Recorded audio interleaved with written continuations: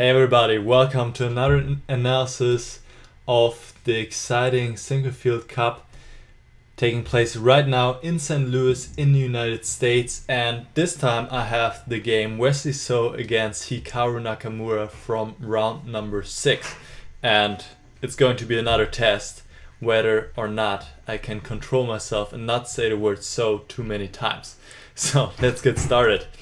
Wesley with the white pieces, starting with d4, knight f6, c4, and Nakamura plays his beloved King's Indian. Here we have it, d6, and in fact I won't say too much about the beginning moves because it was all home preparation from Wesley up to move 20 in fact. So let's see what happened. This is the absolute main line here. White pushes for d5. The position in the center becomes closed, and in the following, white is going to play on the queen side and black is going to attack on the king side. This is the standard King's Indian theme. So let's see how this works out for both sides. Knight e1, white is regrouping this knight and is sometimes placing it on d3, or in many cases actually, and also preparing f3 in order to keep everything intact on the king side.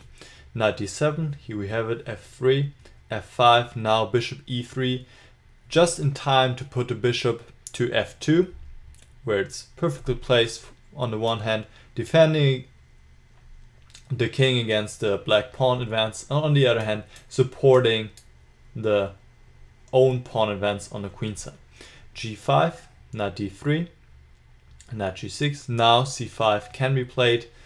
It was prepared enough, but black simply ignores it, plays knight f6, rook c1, rook f7. This is aimed against any c takes d6, knight b5 ideas, which could be in a position. Now king h1, another useful move, I guess, to in some case play a bishop back to g1. h5, c takes d6, c takes d6, and now knight b5, threatening to take on a7, which is why black plays a6, knight a3. Now white would like to play knight c4, knight b6, and oftentimes it is absolutely essential for black to keep this light squared bishop, because the bishop is just supporting the black advances here. And also there could be situations where black pushes g4, g3, and white is able to close with h3. Let's just make some random moves just for the sake of it. So let's say, wait, it's blacksmith. Let's say he can play g4 now, and then let's just play some random moves, g3. So we get something like this, and now it's black's turn. Let's say he does something like this. And now white is able to exchange the bishop. And then black has a problem, because now he cannot sacrifice the bishop on h3 anymore. It's much more difficult to sacrifice a knight. I guess he could go knight h7, knight g5, but it wouldn't have the same impact. So this is also why it's important for black to keep the bishop. So in case this situation happens where this is closed like this, black is always able to sacrifice the bishop on h3 and then blow the white king position open. That being said, black plays b5 in order to prevent knight c4, knight b6 from happening. And now this knight actually kind of looks stupid on a3, is out of play. And here played rook c6. Not sure about this move actually, because the rook is not doing too much on c6. It's attacking d6, but that's about it. Instead, I mean, position is very complex, and I would not like to play with the white piece because it's not clear how white is creating enough play on the queen side. But it makes sense to me to bring this knight on a3 back into the game and playing knight c2. But still, I wouldn't be a fan of this position against Nakamura. It's quite surprising that prepared this whole variation up to move 20. I think even rook c6 he played instantly. But the position is actually not too great for white, so something maybe went wrong for in the opening. Here after g4, knight cb4, now white can play the knight to c6 possibly. Even though I'm also not sure what it's doing there, but on the other hand, at least you have one more piece into play. And, well, maybe sometimes there are ideas like bishop b4, knight takes e5. Position remains very complex, but it seems that this might have been a better option. Of course, easy to say after the game is over. So let's see what So did. Rook c6, g4, queen c2, now queen f8, and now rook c1, and well, it looks really nice for white. He has doubled on the c file. No, not only doubled, tripled on the c file, but it doesn't get him anywhere because, well, black simply plays bishop d7, and okay, white actually plays the rook to c7 now, but then what? There's no way to really get in. So I'm doing it again. It's actually already really difficult for white to suggest something. People criticized rook c7, said maybe instead knight b4 to offer this rook, to offer the exchange, but black doesn't have to take. He can just continue with his plan, and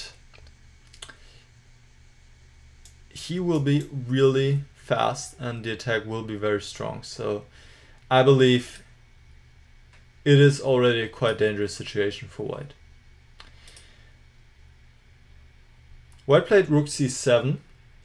Now bishop h6. He could have gone for g3 immediately, and this is very typical actually in the King's Indian, this pawn sacrifice to open up especially the f4 square for the black knights after take on g3, take on g3. Bishop takes g3, now h4 first, bishop f2, now bishop h6, threatening the rook, then knight h5, knight f4, and suddenly black has a lot of open files and squares for his pieces.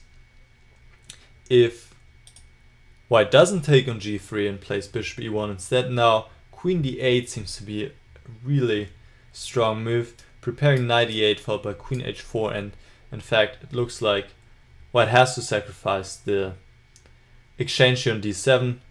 If he doesn't, well, actually right now with the bishop on a5 he can't really move the rook either because the bishop is hanging, but otherwise if the bishop wasn't hanging then black would play queen h4 and we would have exactly the situation I was talking about earlier, that if white plays h3 black can simply take with the bishop. So this would have been also already clearly better for black. Instead, Nakamura prepared g3 one more time. You could say we're playing bishop h6. Now g3 is even stronger because the bishop would hit the rook on c1. So white removes the bishop from f2, places to e1. And now h4 is just very strong. And the point is that black is just trying to open up the white king, and there's really not much white can do. In fact, it is very difficult to suggest anything. After f takes g4, white is going down in flames, but what else is there to do? And that's exactly what I was talking about. There's no way to create any play. I mean, it looks nice with the rook on the 7th rank, but that's about it. Yeah. Can't really suggest anything else. I looked at a move like king g1, but well, I mean, I don't know what it's doing. Queen g7, and black is simply preparing, and well, now maybe f takes g4, knight takes e4. This is also clearly better for black, not as bad for white as in the game, so maybe this could have been a better option, but no fun for white, definitely. Let's see what happened in the game. F takes g4, and now black doesn't take on e4, but he pushes this pawn, f3, opening up the diagonal for the bishop. So white takes with the pawn. If he takes with the bishop now, black simply collects the rook on c1, and then the attack even continues. Knight e8, and the pawn is here. Rook takes f3 is a killer blow. G takes, queen takes f3, king g1, queen takes d3. It's just too much. So instead, white played g takes f3. But now white would be really happy if black took the exchange on c1, but he doesn't. He just takes on e4. He now takes on e4 after he has pushed f3, which is kind of paradox, because now white could take on e4, but he really doesn't want to. Well, in fact, he doesn't want to have this position at all. I'm pretty sure So was not happy here. So let's see what happens. White has many options, but they're all no good really. So played rook d1. First of all, what happens after f takes e4? Now the whole point is that rook f1 is coming. Of course the rook cannot be taken because of immediate checkmate on f1, which is why white plays king g2, and now a nice quiet move, bishop e3, preparing h3 check, followed by queen h6. Let's say white plays any move, rook takes d7 would qualify. Now h3, king takes, queen h6 check, king g2. Now knight f4 just works out perfectly for black. If white takes on f1, there's queen h3 checkmate, and if white takes on f4, there's rook g1 followed by queen takes f4 checkmate. So that doesn't work. If instead bishop takes f1, now h3 is winning on the spot, because, well, king takes h3 leads to immediate checkmate,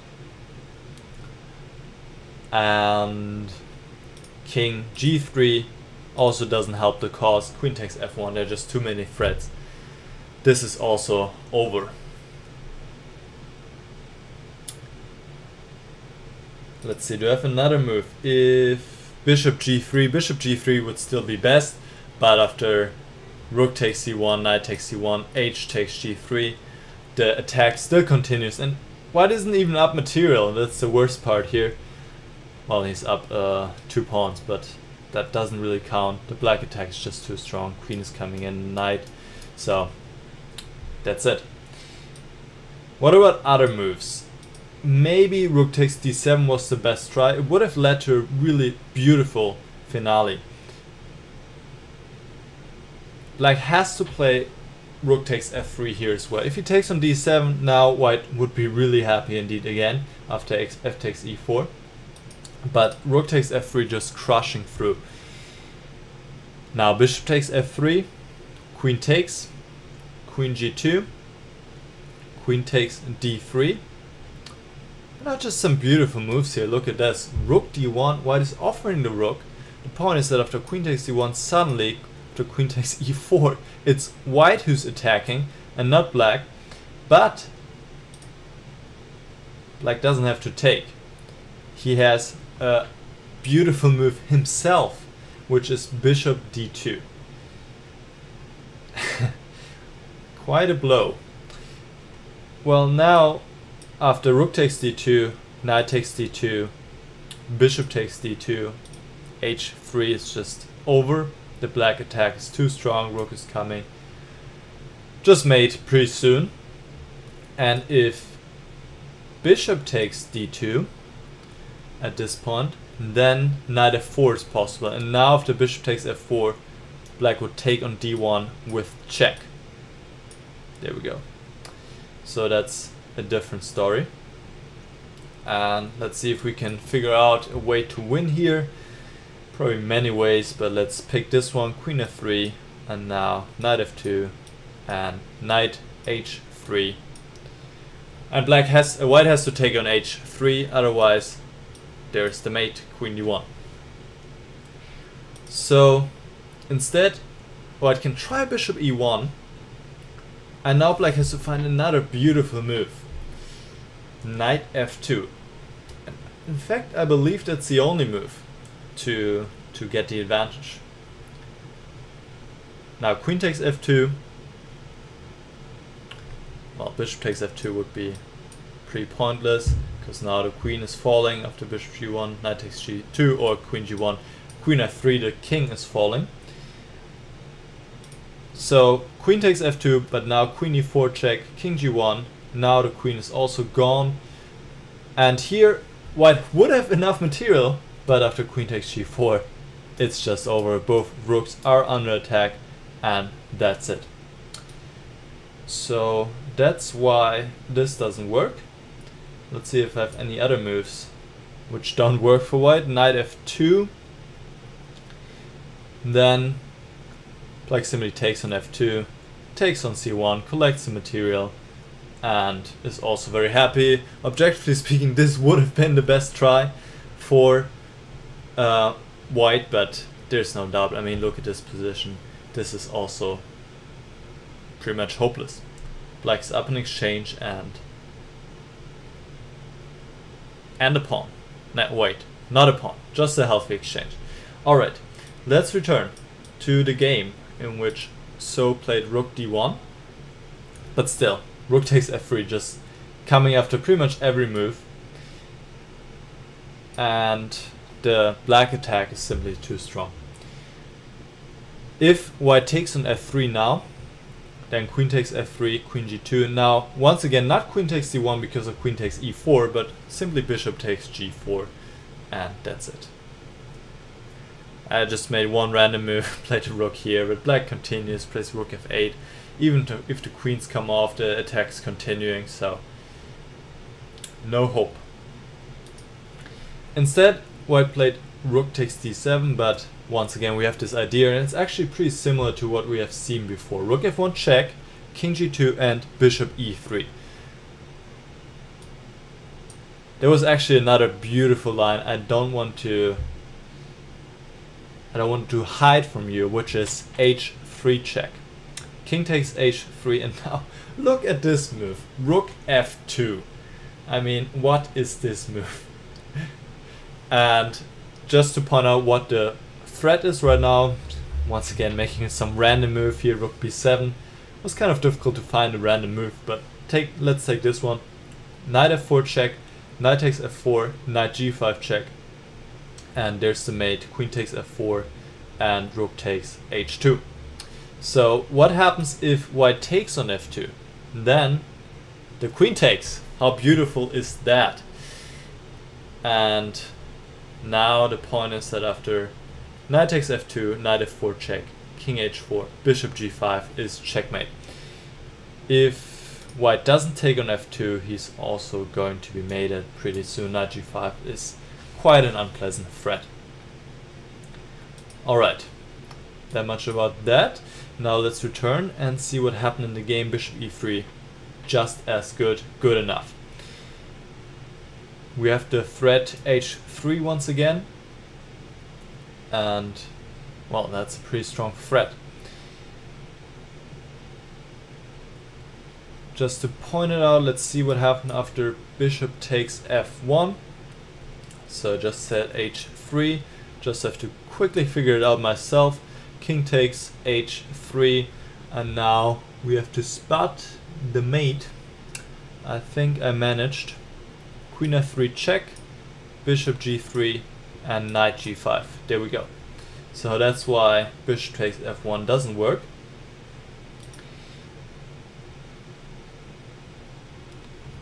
So tried bishop g3, but it's all futile. H takes g3. White collects the rook on f1, collects it even with tempo, but still doesn't help because the black knights are just too strong here. Knight h4, king has to go to h3, king h1 would be checkmate immediately. So king h3 and now queen h6. And white is up a whole rook, but well, you can't count this guy on a3 anyway, and well, there's just too many pieces attacking the white king. He's simply going to be checkmated.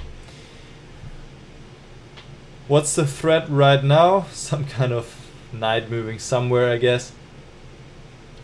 And then taking on h2. So white played g5, but now knight takes g5, king g4,